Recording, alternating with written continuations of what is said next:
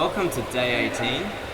This is our last session at the Unbridled PCYC, so we're going to make it extra special. I've had a really good time training here. I've had some really good sessions. We're going to be training on 3 pieces of equipment today, as we normally would. First being the P-bars. The second piece of equipment we're training on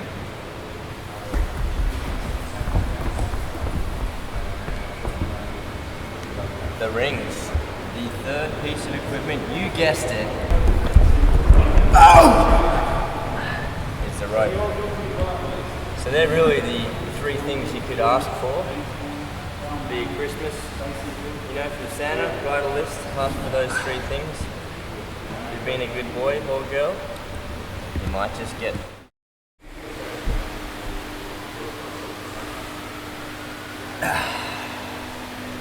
We're taking Lachlan low.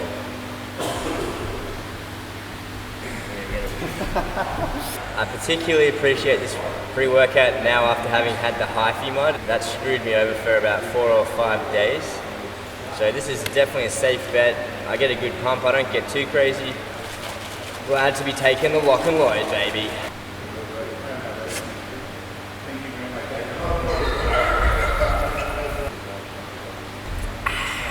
Get some.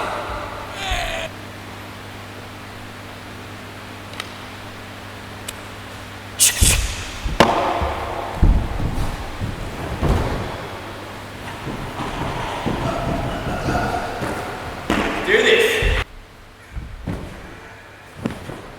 As promised in day 17, I'm now going to be going for my shoulder stand to handstand push-up first thing, and hopefully doing it first is all I need to get this skill. If I can get this, I've got elevator.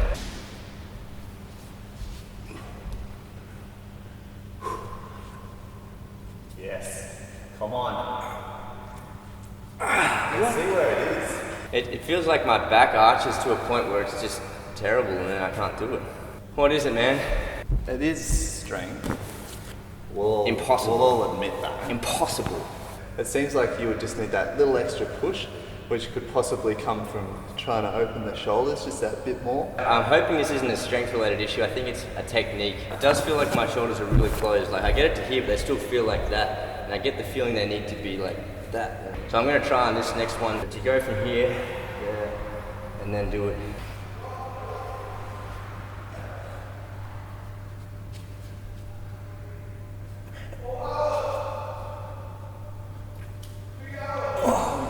Is wrong with me? I think I really need to drill those deep handstand push-ups coming right down to the shoulders. So I think what I'm going to do now is give this one a break because it's too difficult for me, as much as I hate to say it.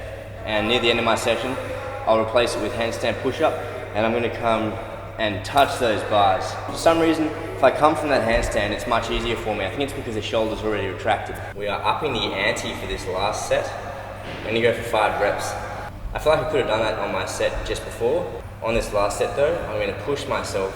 I'm still not going to fail. I definitely want to have the clean form that I had in those first 3. The one thing I start to feel is an immense pressure on those elbows as I start to get more and more tired. So it's all about just having faith in that tendon and putting that pressure on it and knowing that it's not going to fail or get injured.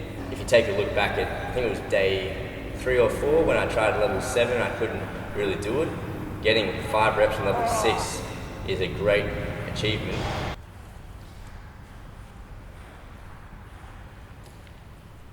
One, two.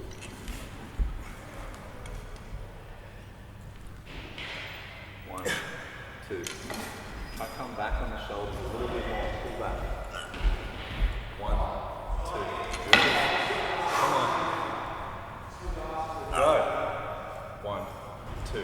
Got one more. One more. Same thing. 1, 2. Nice. Awesome. Really getting dizzy in that. As soon as you get to that back lever shape, you're just going to push as hard as you can. You're going to be flexing those triceps so your arms don't bend. That's very important. And just locking it in that cross shape. So I'm very happy with that. Huge improvement from this session. I was very frustrated with my Azarian, so I'm really glad to see this improvement. It means I've been doing the right thing by stepping it back a little bit and building it up again. You don't want to push yourself to where your form is just not existent. You notice in that session, frustratingly for me, I had to step it back to level 3, which was way below what I wanted to be doing. But as you can see, it's resulted in me now being able to do 5 reps at level 6. A few sessions ago, I did those cross holds on the rings, but since then, I haven't really been doing much cross work on the rings. I've been doing heaps of the cross trainer support, but obviously my goal is Azarian on the rings, so I need to be doing a bit more rings just to get the stability on the rings is different to the trainers, so it's definitely not something you want to neglect.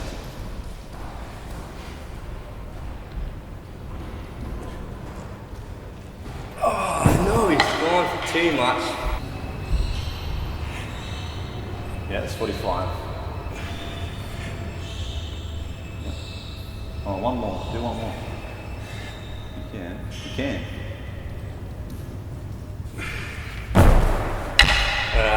I know that last one wasn't really great, but it's really important with this not to bend your arms, and as you start failing, all you want to do is, which is just terrible. As I said before, I think cross press is one of my weaknesses. I fail pretty quickly, and I'm not particularly good at it. Maybe that's to do with my long arms. They obviously make everything way harder with all that leverage. It's definitely better than it used to be. 1, 2, 3. 1, 2, 3. More strict. Back caved in a little bit. 1, 2, 3. 1, 2, 3. That's better.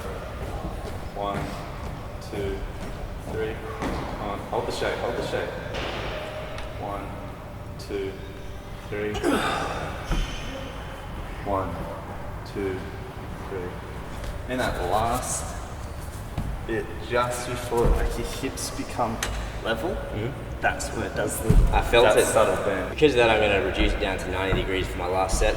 The lack of lean you have in your planche, so if you compare it to Craig's, his is just significantly more than Lachlan, and I think it's a monumental aspect of the planche training to get that lean, whereas you are basically like straight with, you know, a 30-degree lean to it, and you're not going to ever planche with that. You're going to planche like down there, you know? It's a good point. I should definitely be trying to lean as much as I can. Just a quick note on the L-sit. When you're starting off, you can start off like this, but as you get stronger, you want to be pushing those hips forward. Since it's been over 4 weeks now since we started this program, we're now starting to see those strength gains, as in the muscles had a long enough time to actually start getting stronger and getting bigger. That's why you'll notice Tyson and I now starting our front levers getting really close. Our one arm chins are getting a lot easier. You've got to be patient and keep working through those initial 4 weeks, because your muscles aren't going to get stronger in that time, but they haven't really had enough time to develop properly. You're going to get better with your technique, and hence you're going to get better at the exercise. But after those 4 weeks, you're going to start seeing those strength gains, and it gets more and more exciting the longer you go. So you have to be consistent with the training. It's no good doing 2 weeks and not seeing progress and giving up. You've got to at least do a 6-week program, and you're going to start seeing those benefits around the 4th to 5th weeks. Alright, so easy as, I'm just doing level 1. I'd written down level 3 or 4, but It is perfect form. 1, 2, 3, 4, 5. alright, that makes me really dizzy. Alright, so like Tyson said in my last set, I didn't have a completely hollow chest, so I'm really going to try and fight that. Stay like that.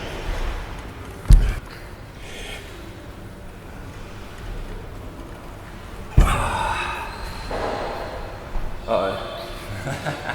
I'm getting so dizzy doing this.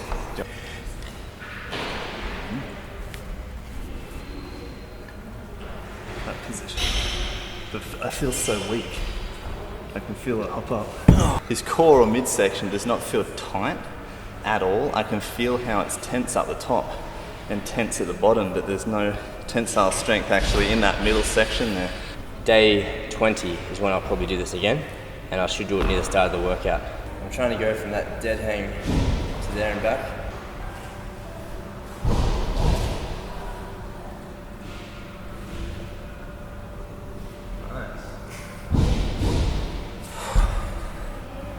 Really happy with that. That's exactly what I wanted to do. Well, that is really exciting. Direct evidence that I'm getting stronger, seeing as I failed that last time I tried it, and the time before that I failed it again. Now that I've learnt how to retract the scap and twist the arm properly, I got what I wanted. Come on, scap retraction. Try that again.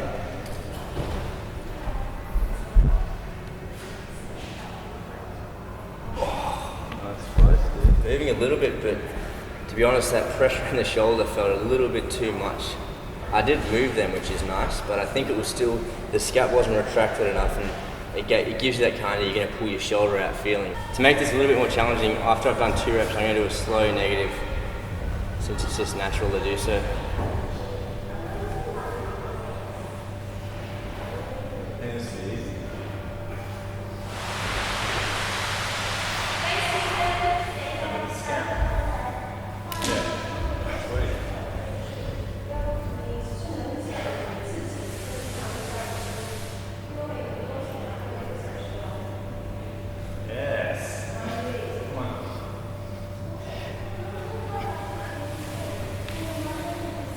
It's feeling really controlled, which is awesome. The saddest of all is there's people out there that think they can one-arm chin like that. And I hate to say it, but if you're one of those people, it's not a one-arm chin, and neither is what Lachlan was just doing. So just, I'm not trying to be like, you're an idiot. If you've come across this channel, or my channel, and have those kind of ideas about bodyweight training, change them, because bodyweight training is about full range of motion, strict form, and that's what's going to get you those gains and that elite level of balance, strength and power, okay? And the physique. I didn't even think that needed to be mentioned. It's just so obvious. Just compare a CrossFitter's body to a gym's body, for example. I'm now currently facing the dilemma hundreds of men all over the world face every day, and that is, I'm not strong enough right now to do a full range of motion, controlled handstand push-up with a slow descent and a slow ascent. If I go slow, I get stuck. I can explosively get it up again, but it's not the same thing. Now, the dilemma here is obviously, do I want to do a limited range of motion controlled, or do I want to go full range of motion and explode so that I can get it back up? Now, we've been discussing this heatedly. Today, I really want to get it down on that shoulder hitting that bar, so I'm going to be going full range of motion and exploding out of it. But my next session I intend to go limited range of motion as far as I can, but still having that nice control and getting it back to handstand. Trial and error.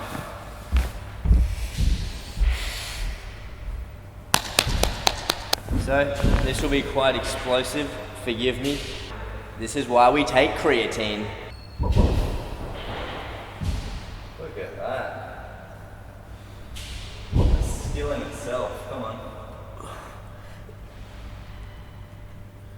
Lower, that's it. Come on. What a save. So you could see that certain explosion, I do certainly want to be, make it look impossible, make it look effortless.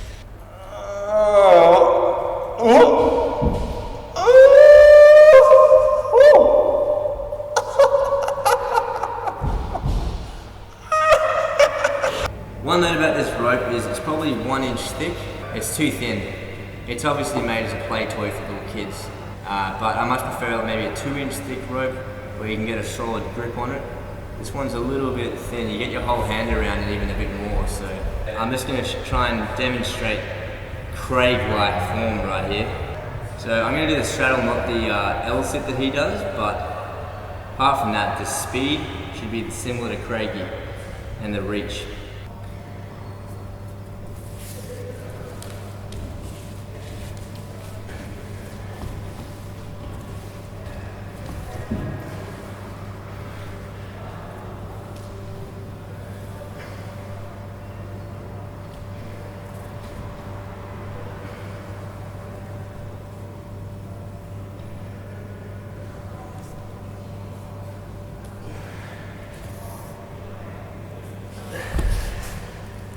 I felt essences of Craig in that one, so thanks so much, Craigie. you've changed my life. We actually have.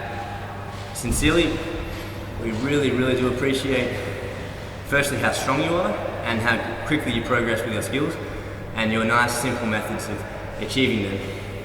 It's certainly helping us get towards our skills, and obviously I can't thank you enough for helping me get any skills. I've left front lever right till the end on this one. On top of that, I'm going to go for it today. I'm going to just try and hold the full front lever. Yep, is fatigued. I had a go at this on Wednesday right after our strength session when I was at gymnastics afterwards. I was just feeling it, you know, I just felt like, oh, I can do front lever right now, so I just got on a bar and it was just above horizontal, and that's because I wasn't aware that it was just above horizontal. I thought it was level. 1, 2, 3, 4, 5, 6, 7, 8, 9, 10, 11, 12. 1, 2, 3, 4, 5, 6, 7, 8, 9, 10. As a few of you guys have pointed out, and rightly so, there's no point in doing the negative if you're just falling through. There does need to be some degree of control. The slower you can do it, the better, and you also want to have a consistent speed the whole time. You don't want to be slow, then fast. If you're not strong enough for that, I'd suggest doing negative in an easier progression. Work on that scap retraction as I just did then, and work on some static holds. Now, one thing I like to say about these rings is we've really bonded over these few sessions. You can see they've got some chalk on them. They've got that beautiful chalk that means they've been used, they've been loved, they've been caressed. When we got them, they were covered in dust, some cobwebs, as slick as Vin Diesel's head. And now they've got that chalk, you can see they're being used, and it's just nice to leave them in that way so that whenever someone else walks in, they'll look at those rings and they'll say, hey, someone's been using those rings. Maybe I should too. So here we go.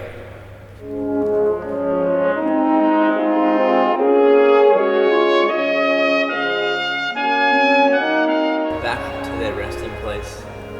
Basically, since we've finished stronger workouts here at the PCYC, we may not be back.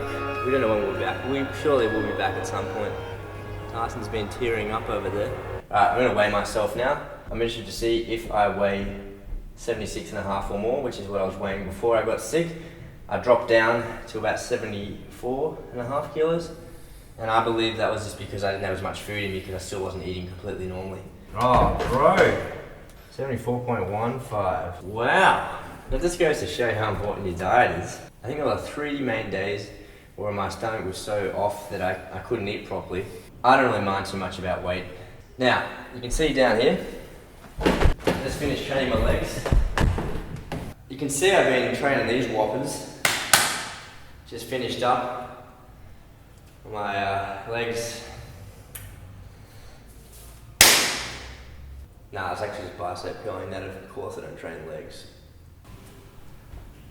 I'm now going to deadlift 180 kilos.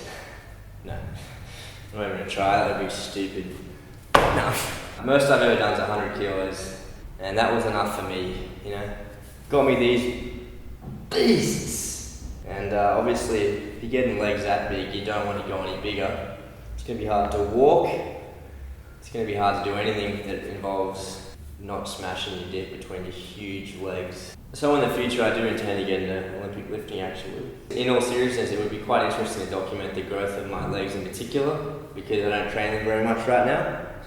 And I'm sure they'll gain mass quite quickly doing lifting. So that might be coming soon. Is that something you guys would be interested in seeing? All you leg lovers? Yep, it would. Alright, so here we are, day 18, last ice bath. I guess I was so confident in my last ice bath, I'm not even dreading this right now. Here we go, let's get the final ice bath underway. Oh, there's a huge chunk, we need to break it up. Oh man, didn't break them up very well. Start the timer. Bro, one way we're upping the ante today in this ice bath, every 30 seconds I'm going to be moving my body and so that the ice gets wafted around. Yeah, I can say that moving around is really friggin' cold for me. Oh, damn! The muscle, the body parts sort of get accustomed to that single space, and then you move them, and that's definitely making it a little bit more difficult than it has been previously. 30 seconds. Oh, I'm pretty much moving consistently here. I gotta say though, I do certainly feel more comfortable than I did in that first one. I'm certainly getting more accustomed to it. Sorry. Whoops! Oh, yeah, that neck, man. Wait, is that your foot? I'm not looking forward to the last minute, which is when I'm going to be flipping onto my chest. Oh, I don't like that jiggling, that's really getting to me. I don't find the steering so bad. 30 seconds. And, oh, shite, I just moved my bicep and I felt a click in that arm. It's just weird. So out of, kilter. Yeah, kilter! So I'm starting to get those toes and finger stings. The neck as well is really not pleasant. Do that. Oh, man, I feel that. Oh, it doesn't feel good. It feels like it's going to cramp. That forearm tightness that Tyson and I both had has very much dissipated. I had it very subtly today, certainly much less intense than it had been on day 15 before we started doing the arse blast. So I think this method is definitely a very viable option. It's obviously very intense. You want to sort of be prepared physically and mentally for this session. I think you'd be mate. more. Flip over. Oh no! Okay, far out. Where's it abs, man? It's just weird moving. I'm so out of it. I can't even stretch my fingers. This is a weird thing to do, moving around when you're in this state. Oh, how did you get around, man? What the hell is this guy doing? And freeze frame there. I don't know how to get my leg in. Just knees. My legs were actually sticking out. Oh. Yeah, that's right. And then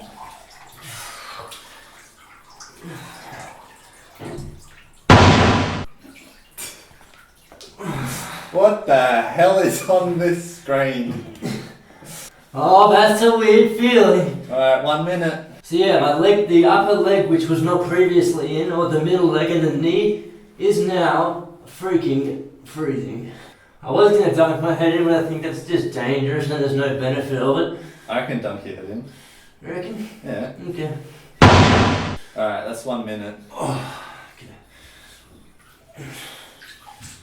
Oh, it's such a weird feeling to move around in this.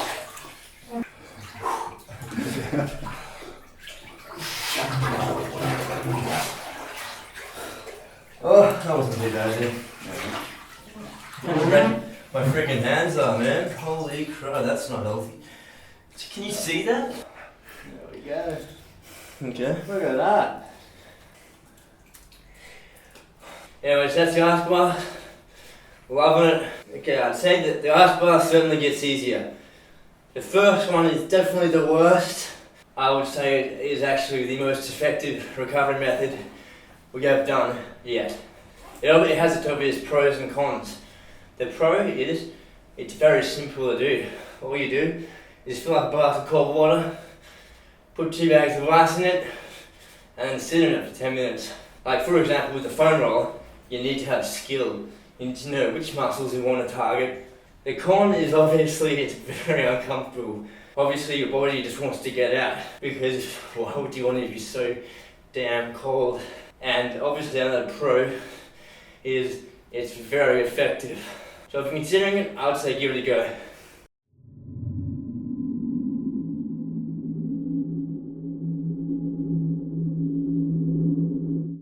Some of you guys have been asking about my diet and what kind of things I eat, how I maintain such a low body fat. To be honest, I think rings is the best for getting ripped and shredded.